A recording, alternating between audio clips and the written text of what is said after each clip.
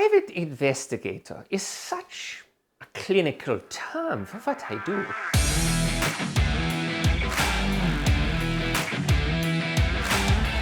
There are the more colorful appellations, of course.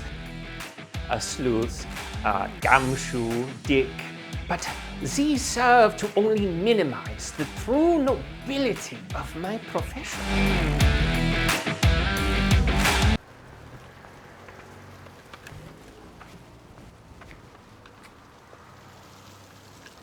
I left my wallet in the car.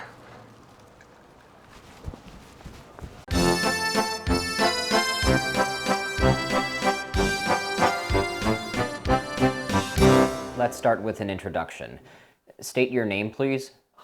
My name is Manfred Weiss, so I have picked up the nickname Miami. You see, I had originally immigrated to Florida from Germany before moving here to New York. Miami Vice? Like the TV show? TV show? I am sorry. I must not have been clear. I am from Miami, and my surname is Weiss, you see. It is quite simple. So, to clarify, you prefer to go by Miami Weiss? Nein, it is pronounced Weiss. Weiss, really? And you've never heard of the TV show? I honestly have no idea what you are talking about. My name is Joe Lonergan, and I'm a documentary filmmaker. My particular journey began when I was about 12 years old after my uncle showed me This Is Spinal Tap. It was then that I knew that I wanted to bring stories like that to people. Of course, I didn't find out that it was fake until after I had already enrolled at NYU, and by that point it's like, well, I've already come this far, right? So I graduated and bought or borrowed or stole the equipment I needed and set out to make some interesting stories.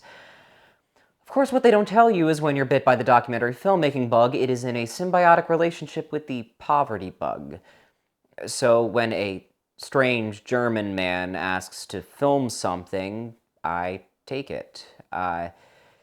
Who knows, maybe this will set my career off in a whole new direction. Like, up. Up would be good. I believe the detective to be the modern-day knight errant. And, like any good knight, we are on a quest. How do you mean? It is time I reveal to you the true purpose of our collaboration. The list. So you're saying there's actually a list of the world's greatest detectives? Not just a list, the list. As with most subjects found on the internet, the world of the detective has a dedicated and passionate community devoted to it. And in that spirit, they have joined together to form the Stratemeyer Society. How do they even rank something like that? The society keeps fastidious records of every detective of note. So it's objective? Completely.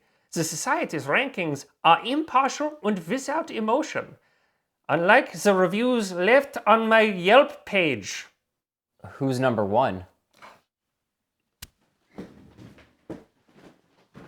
Lady Bridget Hazelford has been the ranking world's greatest detective for 5 years running. The true crime novelist? The very same. Every single book she has published on an unsolved cold case has resulted in the identification and apprehension of the perpetrator. Wow, impressive. She is very impressive. Hey, where are you on here? Oh, it's no matter. That is the present. And I am concerned with the future. Oh, here you are. Number 198. I mean, that's not too bad. Out of all the detectives in the world, number 198 has got to be pretty good. The list begins at 200. Oh. I mean, well, who are the other two? 200 is dead, and 199 is in a persistent coma. Of course. But that is why you are here. Together, you and your crew will document my methods and my successes and provide video evidence of my deservedness. starting today. Now, admittedly, our first case isn't much of a Schönenbrunner, but it should prove a good first start. A what? Oh, a Schönenbrunner. A barn burner. You have this expression, yeah? Yes, but what do you mean by that exactly? What's the case? Oh, well, we have been tasked with retrieving a lost family pet. Not overtly glamorous, I agree. Pet like Ace Ventura? Who? Ace Ventura, the pet detective. It's a guy from a movie. I am afraid I don't traffic in the same pop culture minutia as you do, Herr Lonergan. Minutia, okay, just a massive box office smash, but whatever.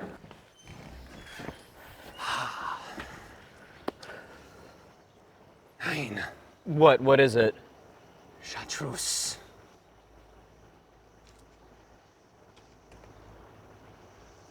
My mentor at NYU was the great documentarian Sherman Winters, and he had one rule for filmmaking, ABF, always be filming. He liked to believe that the best moments are the ones that you never see coming. Great man. He died tragically on a trip to Egypt last year, but he got some great footage of that crocodile, though. Could you state your full name, please? Yeah. My full Christian name is Jonathan Archer Chartreuse. And you're a private investigator as well? Oh, I sure am, and a damn good one, if I can toot my own horn. Now, Mr. Chartreuse. Please, call me Jack Chartreuse. Oh, okay, Jack Chartreuse. How do you know Mr. Weiss? Manny and me, we go back years. Jack Chartreuse is a duplicitous, pompous hack. A vile fiend that likes hell itself. Oh yeah, hell itself could not conjure. And I will not have him on my show. Well, I'm sorry, Mr. Weiss, but you don't exactly get to decide that. You gave me final cut privileges in the contract. Preposterous. Why would I do such a thing? He did. We came up in the industry together. Actually, we had our own agency a while ago. You said that you were friends. That's not the sense I got from how Mr. Weiss talks about you.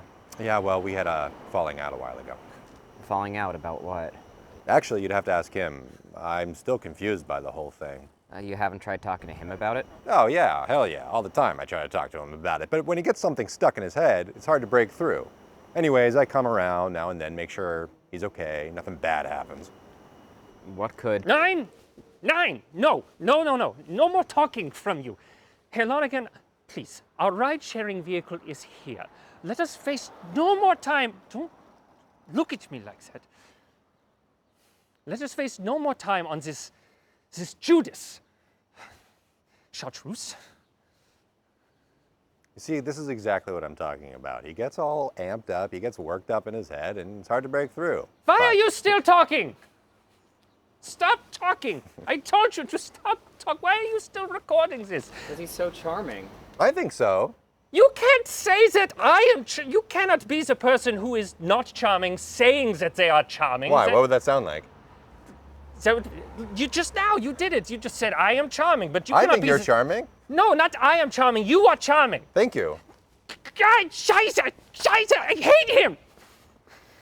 Anyways, absolutely lovely to meet you. The address was 22 Twain Street.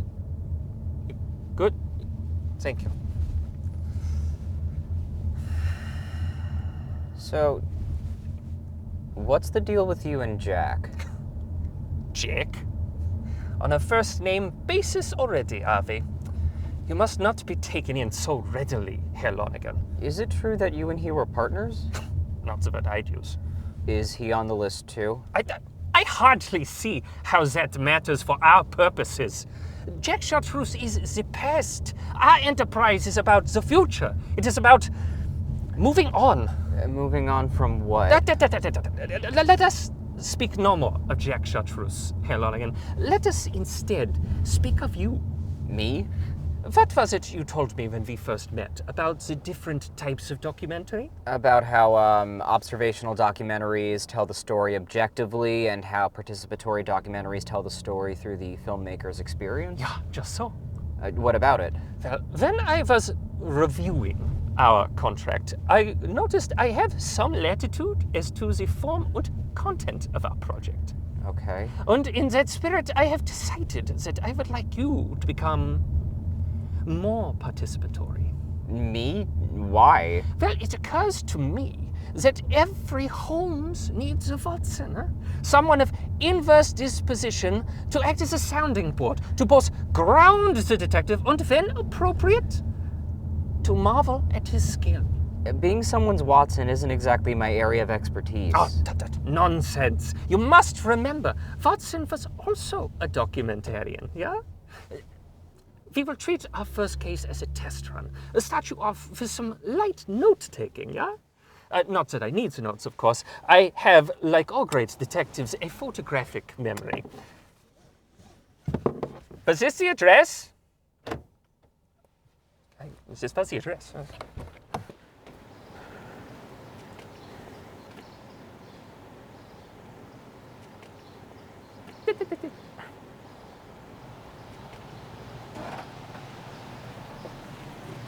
Can I help you? Ja, Miami Vice at your service, Frau Hubbard. Miami Vice? What, like the TV show? Again, this is... I don't know what that is. You don't know what Miami Vice is, or you don't know what a TV show is? Nein. Frau Hubbard, I am Miami Vice private investigator, and I have been summoned here on... Oh, yes, good. And I have been summoned here on a mission of some importance. A private investigator? Why in the hell? God damn it, Gerald.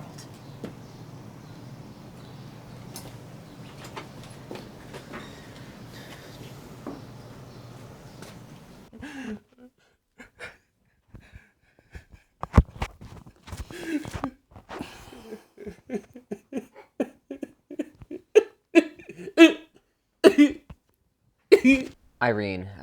May I call you Irene? You say your cat Digby ran out the door yesterday while you were taking out the garbage? Yeah, that sounds about right. And just to be clear, Digby is my husband Gerald's pet. Yeah, I got him before Irene and I were even married. He is alive! He's here! My little snubby wonky. You have to find him, Mr. Wise. Yeah, as you can see, my husband Gerald is inconsolable. Ever since this unfortunate accident happened, he doesn't eat, he barely sleeps. He sure as shit hasn't gone to work. What was that, my love? Could you describe your pussycat for me? Oh, yeah. He's got white fur. Right. White pussy. Oh, white, fluffy fur, I should say. Fluffy white pussy. And he's got a cold, wet, pink nose. Cold, wet, pink pussy. Good Lord. Would it be possible to see any of his effects? Effects. Yeah, personal items, toys, a brush, so forth. They want to see his bedroom.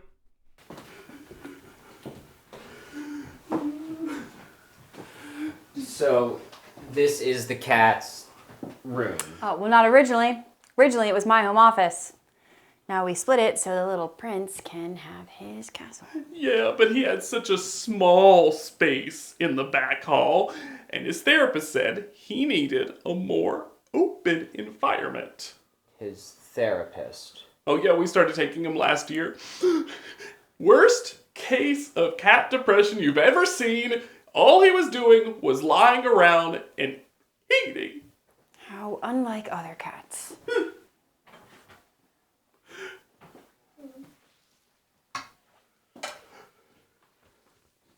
And these clothes? Digby! Yeah, of course. Perfectly sensible. And that? His favorite sport. Yes. This room is surprisingly clean despite being an animal's domicile? Oh, that's because if he's gonna have an accident or cough something up, he usually waits till he's in the living room or our bedroom. And does he have these accidents often? I'd say so. May I see where he eats? And is this Digby's typical meal? Well, I like to lay out a buffet option, you know, a little bit of everything in each dish because he's so smart that he gets bored. Is this where he got out? Yeah. I don't know what happened exactly, but I had just finished cleaning up another one of his accidents, and I was taking the trash out, and I thought I'd close the door behind me, but I guess I didn't. Hey! No. Don't do that to yourself. This is not your fault. This is a cruel God. Okay? This is not your fault! Whatever you say, dear. I see. One final question. You mentioned frequent accidents. Would you say that Digby defecates more than the average pussy? Jesus Christ. Yeah, you know, I wouldn't put it exactly like that, but yeah. Wunderbar! More than enough to begin with. I can assure you both that your fluffy, white pussy is as good as found. We go!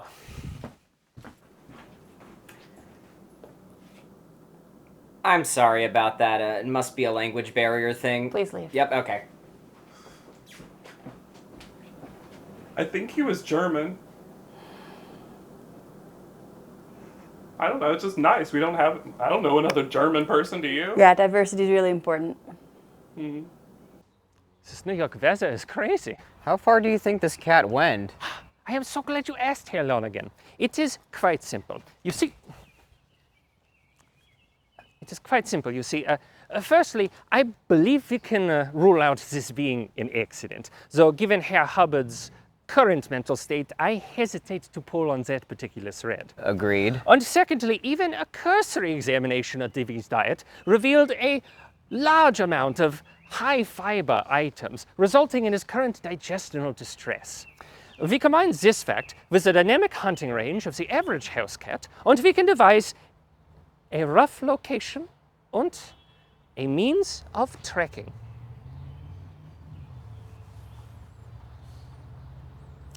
For clarification, this is the appropriate time to marvel.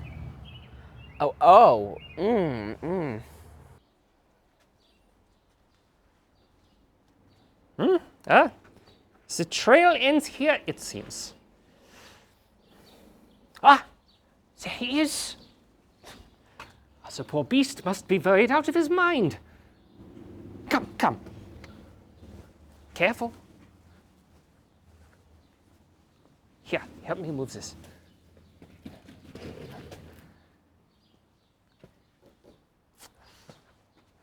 What's wrong? Well, it occurs to me that we should have brought some kind of enticement device, a treat or toy of some... This should do, huh? Yeah, Digby, take a hold of your plaything. We are not here to... Jesus. You might want to step back. You know, part of me thought I might actually luck out with this project. I mean, an honest-to-God private investigator, there has to be an interesting story there somewhere, right? Our first case, find a missing cat by tracking its shit. Not exactly the Maltese Falcon. I mean, I guess, what should I have expected from someone willing to hire me? Yeah, what's the old joke? I refuse to join a club that would have me as a member. Still, though, it's early yet. There could be any number of developments. This cat thing could prove to be the exception, not the rule. You know? Like that Jack Chartreuse thing. What's the story there? Is it betrayal? If so, how did that go down?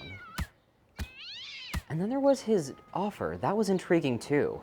I mean, I had never considered making myself part of the documentary. There's some potential there. I mean, I could see myself working like a Hunter S. Thompson gonzo journalism angle with this project. You know, maybe let the novelty of the execution pave over the lack of action. I just have to be careful. I mean, if there was one thing that was drilled in my head in film school, it was, if you want to make a good documentary, never, ever make yourself the center of the action.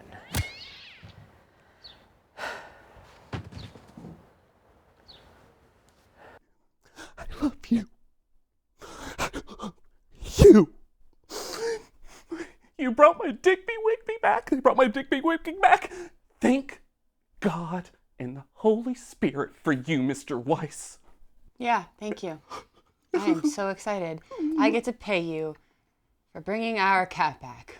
All in a day's deduction. Just waiting for the car to go by. Okay, so follow me down the stairs and I will end at the bottom, okay? Not yet. I will walk and you follow, okay? Well, that could have gone better. But in the end, I think we made a good account of ourselves. Are you all right, Mr. Weiss? That looks terrible. Do you want to get checked out by a doctor or something? Not necessary, my friend. This is not my first time being struck in the face with a baseball bat. I mean, still, I don't really think I added much to the situation. Maybe we should rethink my being on camera? No, nonsense. You were of vital importance to our success here today. And besides, as the bard... thank you. As the bard said, all's well that ends well. And in the end, we have a satisfied client, a reunited family, und Vicodin.